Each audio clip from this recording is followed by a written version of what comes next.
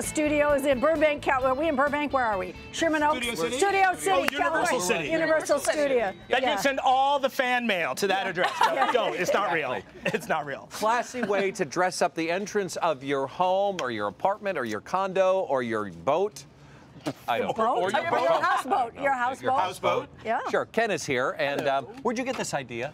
Well, you know, it's all about freshening up the front of the house in spring. I always like all of a sudden you look, you've got the snow, you've got the dust off, and you need to freshen up. And I love modern house numbers, and I love the look of it. Yeah. But you know, usually it's like an architect designs it or you send off and it's like $500 later. So I'm like, there has to be a way to get that same high-end look for cheap. Okay. Cheap on the cheap. Do it. All right, well, let's get started on this. So the key to this entire project are paint stirrers. Paint stirrers. You know, you get them. They give a little free advertising to our local hardware store. They usually have printing on one side, plain on the other. You can get them for free. For free? If you buy a gallon of paint, you can like grab 20 of them on your way out the door. Or you can, I think they're $4 for 25 of them. So you can also buy them for like pennies. That is the secret. Okay. Amazing, huh? All right. So you're going to need that. You're going to need a plank of wood. See right here, this is just a leftover piece of 1x6. This can really be any size. And then you actually are going to need house numbers you can get from your this guy. That's a Home Depot for $6 a piece. And I have a little tip about those later. Okay. I know you can get nice looking ones for not much. $6 is not. No, yeah. They used to cost a lot more. So let's get started. First thing you're going to want to do is cut your paint stirrers. And what I did, you know, they usually have this little indent where the handle is. I cut it right here. So basically right below that curve. If you wanted something bigger, you could include that curve and make that part of the pattern. And you can cut these. I did them on a table saw, but you can actually use a straight edge, a utility knife, just score it a couple times, it'll snap. And then you just want to go through with a little piece of sandpaper and just get off the rough edges. So did you? Oh, you're putting the number side down because some of these paint stirrers have. Right. So yeah, they almost all. So yeah. So those are all underneath. Duh. Now you're judging. That was a judgment call. That was officially a judge. That was judgy. And then you want to glue them down. And I'm using wood glue here. And make sure you get exterior wood glue. You don't want to use hot glue because if it's in the sun, they're going to melt. Gorilla Glue is going to expand, and that's going to ooze up through your cracks. Do you know? Because she's handy. You're crafty. Do you know your glues? Yeah, I heard all about Gorilla. That was supposed to be the thing. Gorilla Glue is great. No, I heart me some Gorilla Glue. But last thing you want is anything because it expands. No expansion. Yeah. Exactly. Okay, I gotcha. Really, okay. So wood glue, because we're doing wood to wood. Exterior wood glue. Thank you. Thank you. Well, if you're doing it like in an apartment entry, obviously you could use interior. Yeah. But anything that's going to be against the elements, you want to do wood glue. I love your questions. They're very good. I'm a dork. And then all we're going to do is DIY dork. DIY dork. Lay them all down, and I'm making sure here that my finished sides that came from the store are all along the same edge. Okay. And also you want to make sure that the very first one you put down at the top is even with the top of the wood, because otherwise if you're slightly off, like I don't know how that would happen, like never happened to me, but then you'd finish it and you'd have to start all over and you would cry and you'd go home late from the house. But as long as you make sure the first one is straight, you're good. And then you're just gonna let that dry for the recommended amount of time, and then you want to stain it.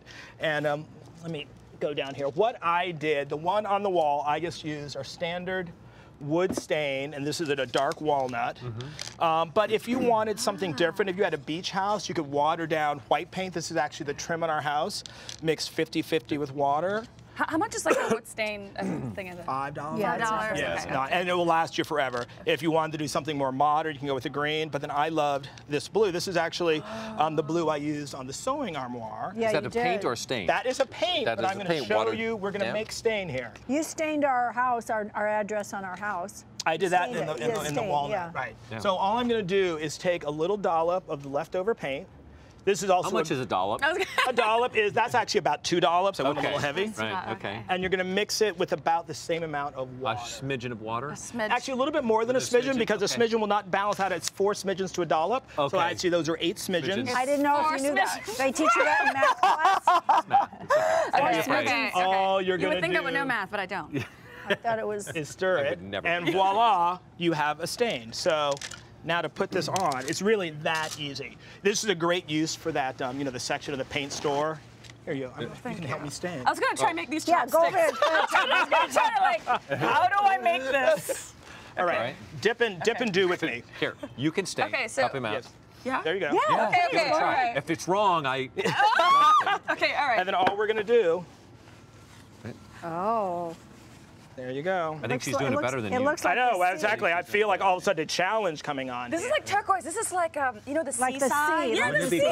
great? Yeah, it's like the sea. Like Oh, something that'll you'd look really find good in too with Nantucket. the with This the. is- I think it'll look good with the numbers. I do. And then what you want to do is once you get it on there, And it's okay to leave a little because I like I kind like of the like striate. the you could do that. unfinished. Or Yeah. what you could do if you wanted that look, you Yeah. could then hit it afterwards with Yeah. a piece of sandpaper And send it off. and yeah. take off some of Oh, it. that's cool. There you go. Look Yeah, at you this- making this your own. particular- I know you like went with a whole Yeah. new little. You Oh, now can I do this have it with all your over. lamps that you made. Yeah. Perfect. Thank you. You can, I'm gonna So wipe now- it off with the rag that has paint all over it. we That need is to We exactly did talk about about the that. lamp. Yeah, we We'll didn't talk even, about okay, that. all right, all right. So the next key to really making this pop, and a lot of people miss this with house numbers, is you want to get the ones that have a relief. And you can get those. What does that mean, They're a called relief? Yeah. floating. And what they're going to do is they have a little solid piece, so they're actually not flat up against. And that's going to give them some depth and some shadow. And they'll come with, there's several brands on them. You get them all stores. They'll come with little templates. You lay the template down. You get it where you want it. And then all you're going to do through these little holes, hammer, hammer, hammer. And what that's going to do is leave little tiny marks. That And you would then then drill. all you're going to do, drill through them. And this is just, it'll tell you on whatever brand, it'll tell you the size bit.